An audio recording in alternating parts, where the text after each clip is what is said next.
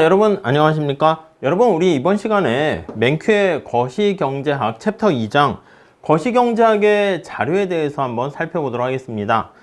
이번 시간에는 특히 거시경제학 자료 중에서 이 국내 총생산에 대해서 초점을 맞추도록 할게요. 이번 챕터에서 우리가 살펴볼 내용들은요, 이런 것들입니다. 우선 첫 번째, 거시경제 관련된 통계값의 의미와 측정 방법을 볼 건데요. 그 중에 이제 GDP라는 국내 총생산에 대해서 먼저 살펴볼 것이고, 소비자 물가지수 CPI라고 합니다. 그리고 또 하나의 중요한 변수가 하나인 또 실업률에 대해서 살펴보게 될 거예요. 자, 우리가 살펴볼 몇 가지 학습 개념과 용어들을 보시면 경제활동 인구라든가 경제활동 인구 참가율, 그리고 국내 총생산, 국민소득 계정, 그리고 귀속가격, 명목 GDP 대 실질 GDP, 부가가치, 소비, 그리고 소비자 물가지수, 순수출, 실업률, 저량과 유량, 정부구매, 투자, GDP 디플레이터, 그리고 PCE 디플레이터라는 거에 대해서 살펴보도록 하겠습니다. 자, 교재 19페이지 한번 보시면 거시경제학의 자료라는 게 있습니다. 명탐정 셜록 홈즈의 말이 있습니다. 자료를 구하기 전에 이론을 세우는 것은 큰 실수이다. 그러니까 어떤 이론을 우리가 세우려고 해. 이렇게 예측하는 거지. 누가 범인이야? 이런 것들 할 때 먼저 자료 수집이 굉장히 중요하다라는 것을 알 수가 있습니다. 그래서 뭐라고 얘기했냐면, 만약에 자기가 자료를 구하지 않고 먼저 이론을 세워버리게 되면 자신도 모르는 사이에 이 이론에다가 실제 사실을 거기다 껴맞추는 거야. 그러다 보니까 왜곡하게 되는 문제가 발생한다. 그러니까 이론을 세우기 전에 여기 나와 있는 자료 수집하는 게 굉장히 중요하다라는 것을 알 수가 있겠습니다. 자, 그래서 우리가 거시경제 관련된 다양한 자료, 그거에 대해서 우리가 한번 살펴보려고 합니다. 자, 우선 첫 번째 줄 한번 보시면, 자, 계속 이 책에서 강조하는 게 뭐예요? 경제학자도 과학자랑 비슷해. 이렇게 얘기합니다. 그래서 거기 보니까 과학자랑, 그리고 또 경제학자, 그리고 또 거기 명탐정 홈즈, 탐정이라 할까? 형사라고 할까? 이 사람들의 공통점이 뭐냐? 거기 나와 있는 것처럼 일하는 곳은 다르고 유니폼은 다르지만 주위에서 어떤 일이 발생하는가를 규명하고자 한다라는 그게 이제 공통점이다 라고 책에서 얘기하고 있습니다. 자, 이 규명을 위해서요, 앞에서 살펴본 것처럼 이론과 이 자료 수집이 관찰 아니겠습니까? 관찰, 그리고 또 이론, 요걸 통해 가지고 현상을 규명하려고 노력을 한다라는 거 알 수가 있겠습니다. 자, 근데 거기 보니까 일어나는 현상을 이해하려는 과정에서 이론을 정립하게 되고, 이 이론이 정립이 됐어? 그러면 그걸 가지고 과연 이 이론이 잘 현실을 설명하는가? 타당성 평가해서 관찰을 합니다. 그래서 네 번째 줄 보시면 이론과 자료가 딱 일치했을 때, 아, 상황을 제대로 이해를 했구나 라고 판단을 하게 된다는 것이죠. 상황을 제대로 했구나. 우리는 이제 경제 상황에 대해서 보는 것이죠. 자, 이러한 일상적인 생활에서의 관찰을 우리가 두 번째 단락 보시면 경제에 적용을 해서 살펴보려고 합니다. 자, 거기 보니까 시장에 갔을 때 물가가 상승하는가, 하락하는가? 자, 우리가 이제 이 현상을 볼 때 경제 현상이라고 얘기하죠. 자, 거기 보니까 물가가 상승하는가, 하락하는가? 또 변화가 없는가? 아니면 직업을 구할 때 기업들의 고용 여부 같은 것을 알 수가 있고요. 자, 이게 다 경제가 어떻게 운영되는가? 실마리를 제공한다. 이렇게 나와 있습니다. 자, 이런 경제 현상을 우리가 규명하기 위해서 어떤 데이터를 수집해서 관찰하는 행위가, 다음 단락 보시면 한 세기 전에는 별로 관찰 이상의 어떤 것도 할 수 있었던 게 없었대요. 경제에 관심을 갖고 분석할 때 경제학자들은 그냥 아주 단편적인 정보만 얻을 수 있었고, 단편 정보. 한 세기 이전이니까 그냥 과거라고 할게요. 이렇게 이제 열악하고 미흡한 환경이 있었습니다. 자, 그러니까 어떤 경제 정책 입안하는 건 굉장히 어려웠습니다. 그래서 어떤 상황에서 어떤 방향으로 갈지 그런 거에 대해서 뭐 경제 정책 세우기도 힘드니까 그냥 자연 흘러가는 대로 그냥 놔둬 이런 쪽으로 가게 되는 것이죠. 자, 경제학자들에게는 이런 개별적인 많은 경험을 일관성 있게 하나로 융합할 수 있는 방법이 필요하게 되었고 이게 분명한 해결책이 됐습니다. 자, 그래서 거기 나와 있는 것처럼 이런 단편적인 정보들 점차 우리가 이제 기술이 발전하게 되면서 옛날 말처럼 이런 얘기 있네. 일상적인 이야기가 2개 이상 모이면 이런 것들이 모이게 되면 자료가 된다. 이렇게 얘기를 하게 되는군요. 마지막 단락 볼까요? 그래서 오늘날에는 자, 이런 자료들이 또 풍부해지게 되는 것이죠. 그래서 거기 보니까 정보를 제공하는 체계적이고 객관적인 출처가 되고 있으며 그래서 경제적인 자료가 어떤 객관적이고 네, 그 다음에 체계적이고 그러니까 이 자료가 객관적이고 체계적인 자료가 되면 이제 하나의 정보가 되는 것이죠. 거의 매일 새롭게 여러분들은 새로운 통계 자료를 듣거나 읽게 됩니다. 자, 그래서 거기 보니까 다양한 이런 정부기관에서 이제 보통 많이 이런 자료를 생성해주고 배포하게 되죠. 정부기관에서 경제 관련 자료를 공급해 줍니다. 거기 보니까 얼마를 벌고 무엇을 구매하며 일자리를 갖고 있는지 또는 구하고 있는지 여부, 가격은 얼마로 결정하고 얼마나 생산하는지와 같은 그러한 사항을 규칙적으로 요거를 조사를 하게 됩니다. 규칙적으로 조사를 해야지 뭐 작년 대비 요맘때랑 어떻게 됐는가 그것을 우리가 비교할 수가 있겠죠. 규칙적으로 조사하게 됩니다. 자, 20페이지 가볼까요? 이런 조사를 통해서 정부는 경제 상태를 알 수 있는 다양한 통계 자료를 작성하게 되고요. 자, 이러한 자료를 바탕으로 해서 경제학자들이 현상을 규명하는데 사용하게 됩니다. 이러한 통계 자료를 통해서 거기 보시면 경제학자들이 연구하는 기반이 되는 것이죠. 연구하게 되고 자, 이 경제학자들이 연구를 통해서 뭔가 제언을 하잖아? 그러면 정책을 세우는 입안자들이 정책가라고 할게요. 요 경제 이론을 기반으로 해서 자기가 어떤 발전 상황을 검토하면서 정책을 수립하게 됩니다. 물론 이게 이제 잘못됐을 수 있으니까 계속 변화가 이루어지겠죠.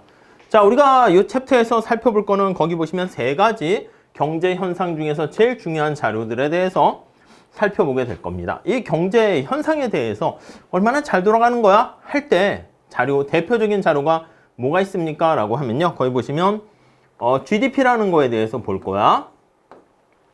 그리고요. 소비자 물가지수 CPI에 대해서 볼 거고요. 그리고 고용 상태에 대해서 볼 겁니다. 대표적인 게 실업률 이렇게 되는 거 알 수가 있겠습니다. 네, 이렇게 3가지 자료에 대해서 우리가 공부를 하겠다라고 보시면 되겠습니다. 자, 우선 구체적으로 GDP에 대해서 우리 한번 살펴보도록 할게요. 자, 우선 첫 번째 줄 국내 총생산이라는 GDP 그 개념부터 살짝 보도록 하겠습니다. 첫 번째 줄 보시면 그로스 총 합쳤다는 거야. 도메스틱 우리나라 땅덩이 내에서 프로덕트 생산된 걸 다 합치는 거예요. 자, 그래서 이게 대표적인 첫 번째 줄에 보시면 어떤 경제적인 성과를 가장 잘 측정하는 방법, 측정입니다. 경제적인 성과를 가장 잘 측정하는 방법이 바로 GDP다. 측정하는 하나의 지표가 되겠습니다. 오케이, 이해되시겠죠? 도대체 뭐야? 라고 보시면 원론 때부터 했었을 겁니다. 자, 이게 미국에서는 이제 1년 기간으로 할 수도 있지만 너무 기니까 이제 분기별로 해서 3개월마다 발표를 하는데요. 3개월마다. 자, 거기 보니까 미국 정부에 대한 여러 가지 미국에 대한 조세 징수와 교육 프로그램, 국방 규제와 같은 정부 기능을 수행하면서 부차적으로 얻게 되는 행정 자료뿐만 아니라 자, 또 여기 행정자료. 정부의 행동과 관련한 그런 자료들이 내포되어 있고요. 그 다음에 소매업체, 제조업체, 영농가구에 대한 정부의 표본조사로부터 얻은 통계자료도 여기에 포함됩니다. 통계자료. 이게 가능한 한 더 세분화되고 디테일할수록 더 좀 정확한 상황을 우리가 진단할 수 있겠죠. 자, GDP를 우리가 측정하는 목적은 네, 여기 나와 있습니다.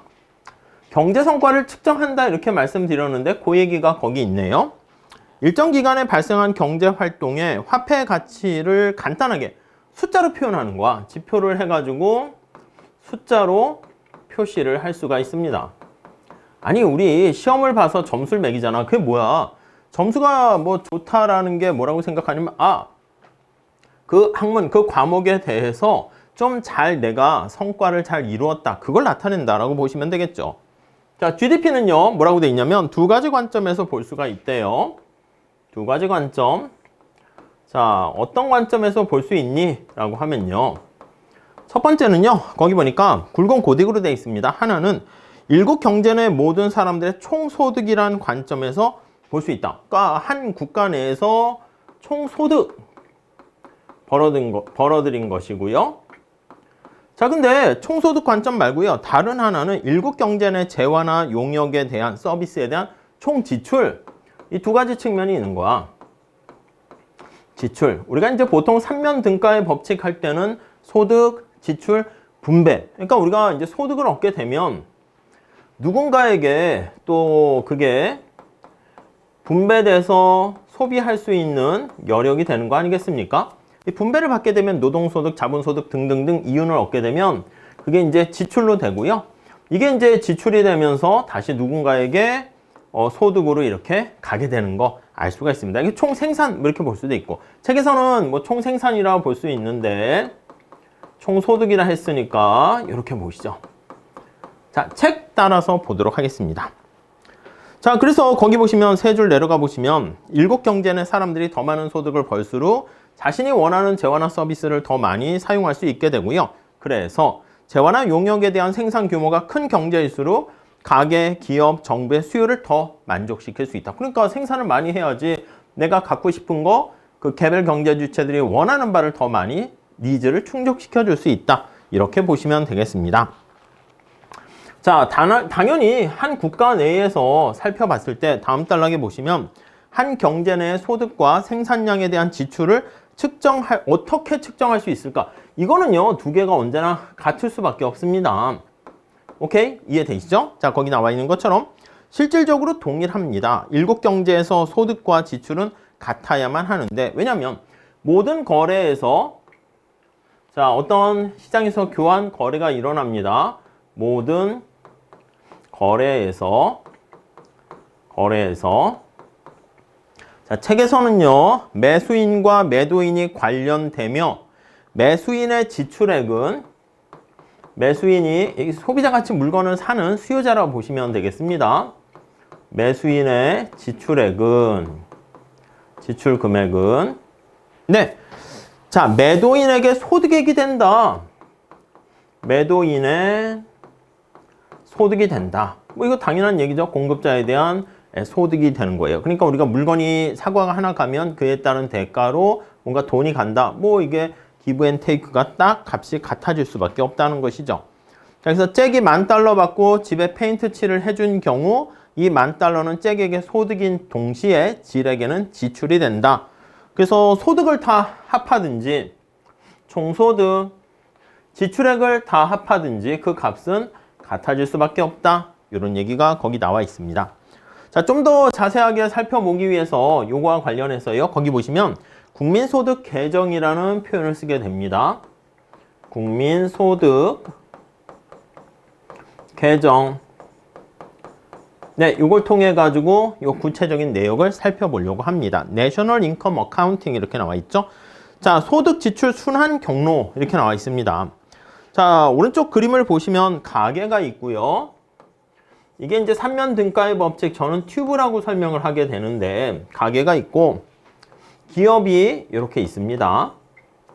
오케이? 뭐 여기 정부나 해외 부분은 빠져 있어요. 단순한 모형이죠. 자, 가게에서 노동을 기업에 제공을 합니다. 노동력을 제공해서 일을 하게 되면, 자, 그 반대로 이렇게 소득이 옵니다. 돈, 화폐라고 할게요. 그냥 달러라고 표시합시다. 자, 그럼 가게가 노동을 제공한 대가로 소득을 얻게 되고요. 그러면 이걸 통해서 이제 물건을 구입하게 되는 거죠. 자, 그래서 기업은 물건을 생산해서 가게에 주게 돼. 거기 보시면 빵입니다. 사과라고 할까요? 자, 그 이면에는 사과를 구입하는 대가로 다시 돈을 이렇게 화폐를 지출하게 됩니다. 자, 그러니까 이렇게 심플한 모형에서 알 수 있듯이 뭔가 재화나 서비스가 가게 되면 대가로 화폐가 가는데 이 흐름은 언제나 같다라는 거 알 수가 있겠죠. 자, 그래서 21페이지 가보시면 빵과 노동의 유통 경로 이렇게 설명을 하고 있습니다. 빵은 이제 아웃풋 생산물이고 노동은 생산 요소입니다. 노동의 어떤 흐름, 유통 경로라는 표현을 썼어요. 순환 경로, 흐름 이렇게 보시면 되겠어요. 가게는 기업에 노동을 판매합니다. 그러니까 생산 요소의 공급자가 되는 거야. 반면 기업은 빵을 생산하기 위해서 노동을 고용해서 다시 빵을 가게에 판매를 합니다. 자, 그래서 노동은 가게에서 기업으로 가게 되고 빵은 기업에서 가게로 가게 되는 걸 알 수가 있죠. 자, 반면에 이 반대 흐르는 게 바로 뭐라고요? 화폐의 흐름이다. 이게 이제 화폐의 흐름이다. 이렇게 보시면 되겠고요. 여기 나와 있는 게 이게 약간 어떻게 보면 실물 흐름이다. 이렇게 보시면 되겠습니다. 실물의 흐름. 어떤 생산 요소라든가 생산물이 흘러가는 것을 알 수가 있겠죠. 자, 거기 두 번째 줄 보시면 기업은 빵을 판매합니다. 빵을 판매해서 얻은 소득으로 임금을 지급하게 되는 것이죠. 그래서 여기다 표현을 해보면 여기서요, 판매해서 소득을 얻게 돼, 기업이. 그러면 임금으로 이렇게 지급을 하게 됩니다. 그럼 이제 가게는 임금을 제공한 대가로 임금 소득을 얻게 되는 것이죠. 자, 그래서 나머지는 가계 부분의 일부인 기업 소유주의 이윤 이렇게 됩니다. 여기서는 심플하게 이렇게 표현하고 있고요. 빵에 대한 지출은 가계로부터 기업으로 유입되며 또 임금 및 이윤의 형태로 지급된 소득은 기업으로부터 가계로 다시 유입되는 거 알 수가 있습니다. 자, 여기서 이 가계와 관련한 기업과 관련한 이 화폐 흐름을 우리가 측정한다라고 할 때 거기 나와 있는 것처럼 두 가지 측면에서 측정할 수 있다. 이렇게 나와 있는 거 확인할 수 있겠죠. 이렇게요. 자, 그래서 첫 번째 한번 다시 봅니다. 자, GDP는 빵 생산으로부터 얻을 수 있는 총소득이므로 화폐 유통 경로의 위쪽인 임금과 이윤의 합계. 그러니까 임금을 받거나 아니면 자본을 제공했으면 이윤, 나머지는 이윤을 받게 되는 것입니다. 그래서 총소득을 측정하는 방법이 여기서 이제 분배 측면에서 측정하는 것이죠. 임금으로 받거나 아니면 이윤 이렇게 받는다라고 보시면 될 것 같고요. 자, 둘째, 빵을 구입하기 위한 총 지출로 측정할 수 있습니다. 총 지출 측면에서 측정할 수가 있네요. 자, 여기 밑에 빵에 대한 대가로 지불하는 것이죠. 근데 거기 보시면 화폐 유통 경로의 아래쪽이라고 표현되어 있습니다. 기업으로부터 가계로의 화폐 흐름 또는 가계로부터 기업으로의 화폐 흐름 이렇게 둘로 나타낼 수 있고요. 이게 중간에 뭔가 이게 밖으로 새지 않는다라고 하면은 이 안에 흘러가는 에너지든 화폐든 흐름의 양은 똑같을 수밖에 없다라는 것을 우리가 알 수 있겠죠. 자, 그렇기 때문에 밑에서 두 번째 줄 보시면 지출에 영향을 미치는 모든 거래는 소득에 영향을 미치고 이게 같다는 거야. 지출한다는 건 다 소득이 되고 소득하면 그건 다시 또 지출이 된다. 이렇게 보시면 되겠습니다. 자, 예를 들어 다음 페이지 가보시면 기업이 빵을 하나 더 생산해서 가게에 판매를 한다라고 하면 이 거래는 빵에 대한 총 지출을, 그렇지, 빵을 하나 더 생산하게 되면 빵에 대한 총 지출을 증가시키는 동시에 총 소득에도 동일한 영향을 미치는 걸 알 수가 있습니다. 자, 거기 재미난 예가 있는데 한번 볼게요. 예를 들어서 한번 보실까요? 자, 기업이 노동의 고용을 증대시키지 않고 자, 기업이 거기 보시면 생산 공정의 효율성 증가를 위해서 기업이 여기선 사과로 했는데 책대로 그냥 할게요. 빵을 만약에 생산을 증가시켰다라고 할게요. 자, 그런데 빵을 증가시켰는데 노동이라 쓸게요. 노동을 증가시키지는 않았습니다. 빵을 더 많이 생산했다? 이 얘기는 뭘로 빵을 더 생산했을까요? 거기 보시면 효율성, 생산 공정의 효율성을 통해서 생산 공정의 효율성을 증가시켜서 이렇게 빵을 더 많이 생산했다? 그럼 가치를 더 많이 창출한 거 아니겠습니까? 자, 이거는 뭐로 연결이 됩니까? 라고 하면요. 요렇게 빵을 증가해서 가치를 증가시키면 이윤의 증가로 연결이 되는 거야. 이렇게. 임금은 가만히 있고. 이해 가시죠? 그래서 이윤이 증가해서 총소득이 증가하게 되는 걸 알 수가 있습니다. 자, 만약에 기업이 생산 공정의 효율성을 증가시켜서 빵을 더 생산한 게 아니라 노동자를 한 명 더 뽑았다라고 할게요. 노동을 증가시키고 효율성은 그대로야. 효율성은 그대로 이렇게 돼서 결과는 똑같습니다. 빵 생산이 증가했다 할게. 그럼 노동을 더 많이 뽑았으니까 채용했으니까 이윤은 그대로 있고 임금이 올라가서 총소득이 증가했다. 이렇게 되는 걸 알 수가 있겠습니다. 자, 결국 뭐냐면 거기 나와 있는 것처럼 뭔가 생산이 증가했잖아. 빵 생산이 증가했잖아. 그에 따른 대가가 증가해야 되니까 여기 나와 있는 것처럼 임금이 증가해서 대가로 받든 임금 아니면 이윤이 증가해서 총소득, 이게 이제 내가 소비할 수 있는 구매력이 되는 거니까 총지출로 가게 된다라고 보시면 되겠습니다.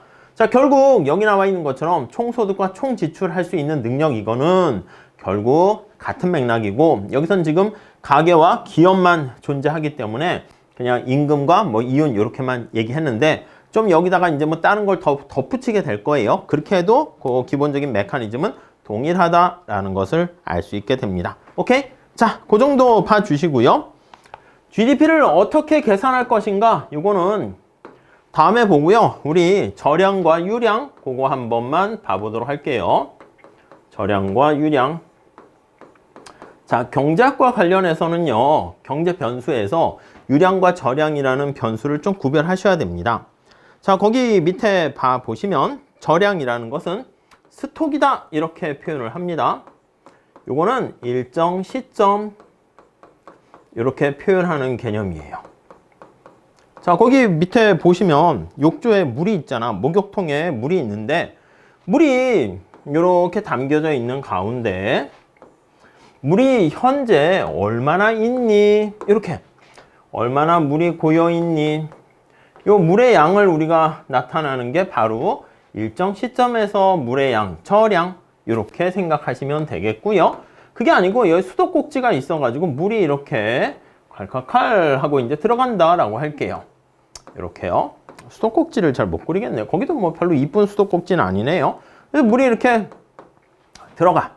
이렇게 일정 시점이 아니라 일정 흐를 유자잖아. 그래서 흐를 유자로 해서 flow. 이런 개념은 일정 기간입니다. 이런 개념을 우리가 유량이다. 이거를 좀 구별을 하셔야 됩니다. 자, 두 번째 단락 볼게요. 자, 목욕통의 저량과 유량을 구별해서 설명하는데 통 속에 있는 물의 총량이 저량. 그리고 일정 시점에 통 속에 물이 얼마나 있니? 그걸 나타내는 거죠. 수도꼭지에서 흘러나오는 이 물의 양, 이게 바로 유량, 이렇게 보시면 되겠죠. 여기 있는 것은 저량. 이해 가시죠? 예, 수도꼭지 물 가지고 이렇게 얘기합니다. 자, 그 그림 바로 위에 가보시면 목욕통에 50갤런의 물이 현재 있고 이게 저량이고 1분당 기간이 있어요. 기간이 있는 개념이 우리가 유량이다. 이렇게 얘기를 하는 것이죠. 이렇게 보시면 되겠습니다.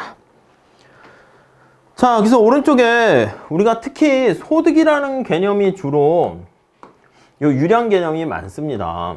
일정 기간이라는 말이 있어야 돼. 야, 나는 말이야 소득이 500만 원이야. 많아요, 적어요?